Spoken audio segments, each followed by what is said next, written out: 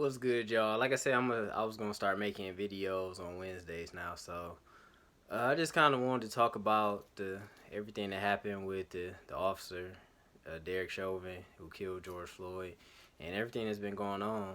And like I said yesterday, or posted or whatever, this is just like a step. This is like I guess you say like a small victory. So it's like, we still have a long way to go, and it's only a step in the process. And so, like, the next thing is like making sure like all police are held accountable for doing stuff like this, and just getting police to stop doing this in general. Just like preventing this in general. Like, there should not be any situations where police officers are just killing people when they don't have any weapons on them. Like with this case, like he literally sat there on this man's neck for like 10 minutes. Like he didn't have no weapons. He was handcuffed and he just sat there and at no point you don't think, hey, maybe this man can't breathe, At no point he didn't think that. And so it's just the fact that some police officers literally don't think about the repercussions, like don't value human life. Like they really don't think about, hey, I could literally kill somebody.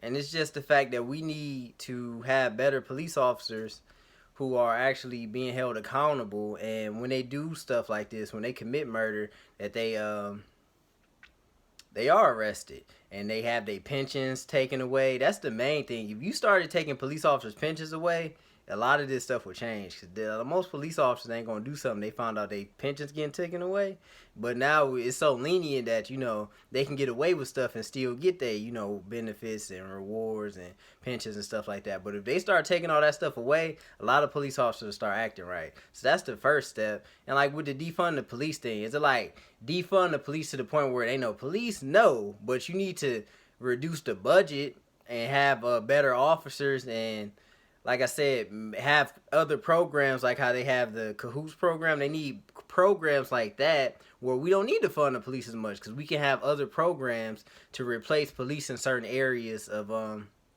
things that's going on within the community. So we don't need police for everything. And then some people even have like self-policing groups and all that, and what was it, like community watch, different stuff like that. So we set up different little programs. We don't need to worry about funding so much police and paying so much money on police and paying money for all these terrible police and thinking about all the tax dollars that are spent to pay for these cases when police do these crimes, when they killing people. Well, they got to pay millions of dollars to these families. And it's like, yeah, this money can never make up for their death, but the thing is the fact that they have to pay them. And so it's like now our tax dollars are gone. And so, like, for example, they need to take that pension fund, like the police officers pension fund should go to those cases like that where they commit murder, where they do wrong, when it's wrong, doing stuff like that. And so we need to hold them accountable and hurt them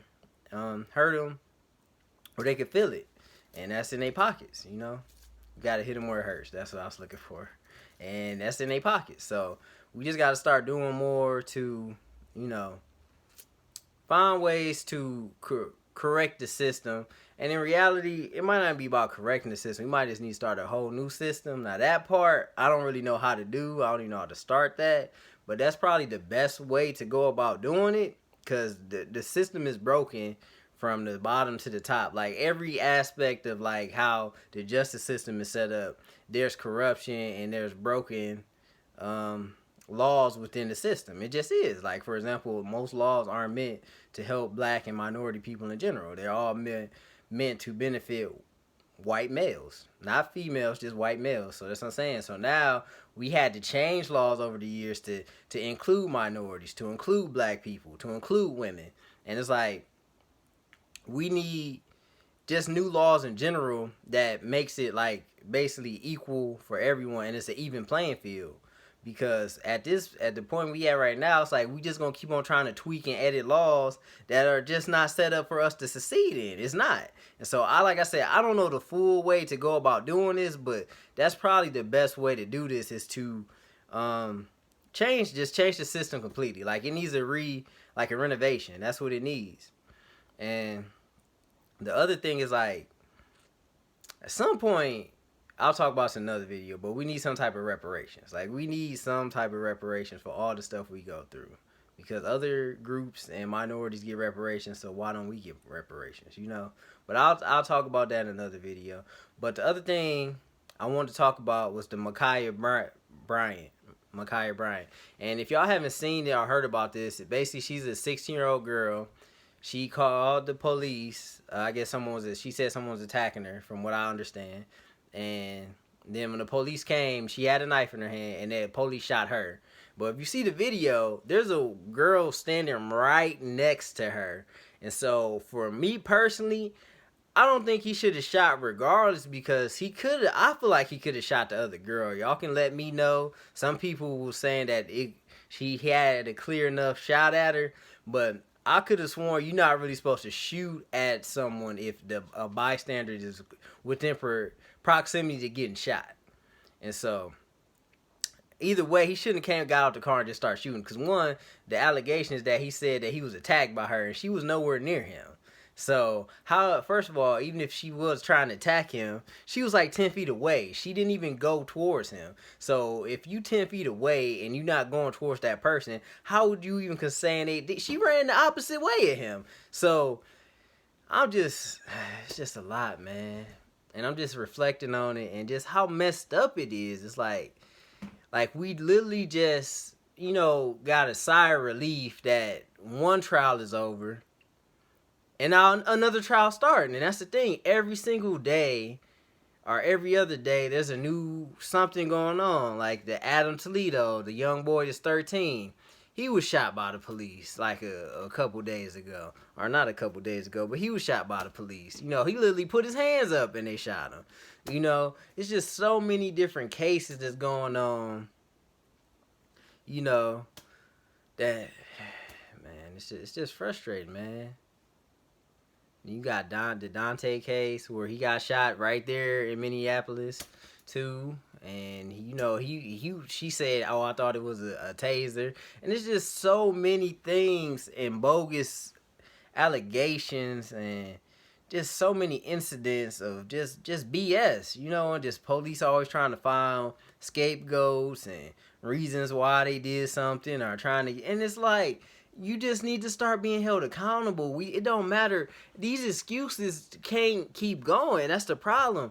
Especially now, we got cameras to prove this stuff, and they trying to still make these bullshit excuses. And it's like, no. Like, you need to be held accountable. You need to go to prison, and you need to serve time, and you need to see what it feels like when you do wrong by people. You can't, it's a person's life. Like, and that's the other thing. Even if a police officer go to jail for 30 years, you still have 30 years of life. That person that you killed is no longer alive. They have no more life to live. At least you get to live. And that's the whole thing. It's like, people don't value human life. I don't understand why. Especially, they don't value black lives. And in general, they really don't value life in general, but they really don't value black and minority lives. They don't. And it's just like, what do you have to do to make someone rationalize, hey, we are all people and my life matters as much as your life do? And why are you trying to argue with me about why this life ain't as valuable as this life? And you trying to say all lives matter when somebody say black lives matter. And like somebody pointed out, nobody's arguing against stop Asian hate. Like, ain't nobody saying, stop American hate, none of that. See, and that's my whole point. It's like, but you want to argue anytime a black person want to speak up and talk about stuff going wrong, injustice in society, things that you doing wrong by us, things that y'all need to do to improve, things that just not right, and y'all want to argue and debate us and try to just find ways to troll us and argue with us and act like it's not important. Like, we not valued, like we not important, like the things we care about and concerned about just doesn't matter. But when anybody else does it, y'all don't fight with them like that. Y'all don't disagree with them like that, but y'all come for us. And that's the whole thing.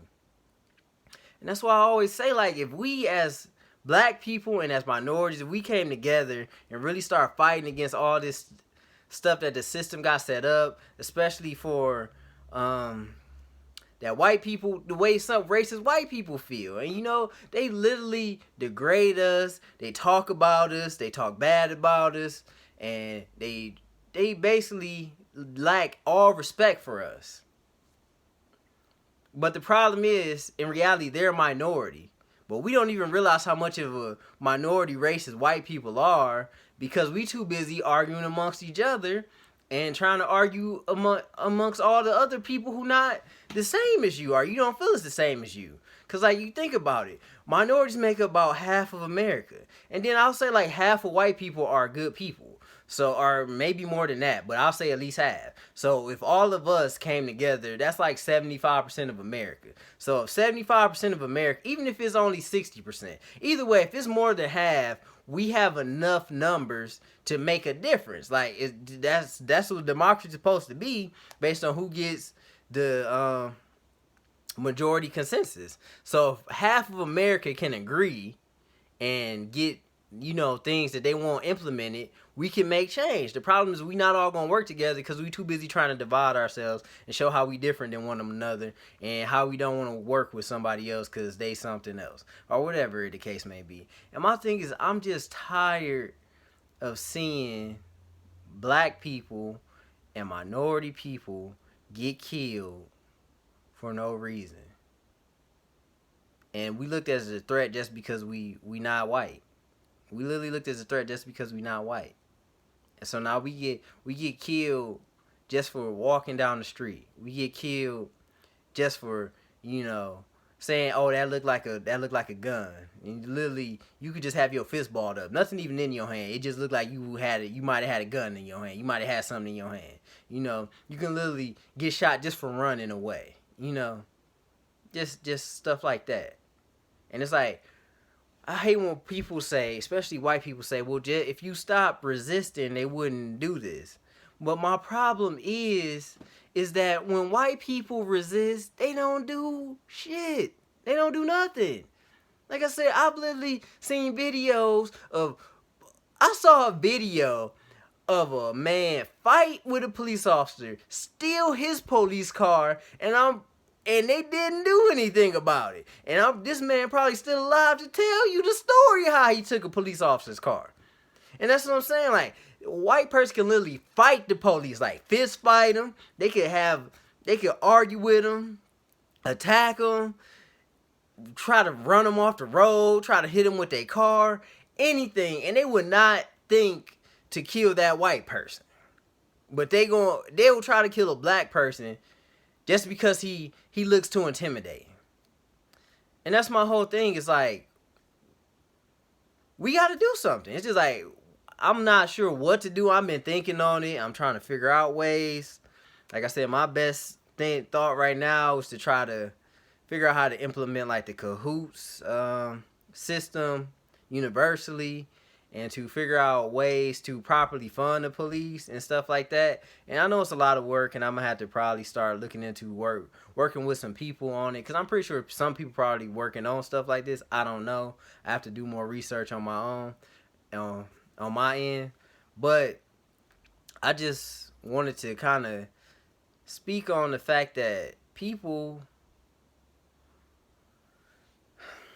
that it's just like I said, it's a process. And like, it's just sad for the fact that we literally going from one trial to the next trial to the next trial to the next trial. And it's like, when is it going to stop?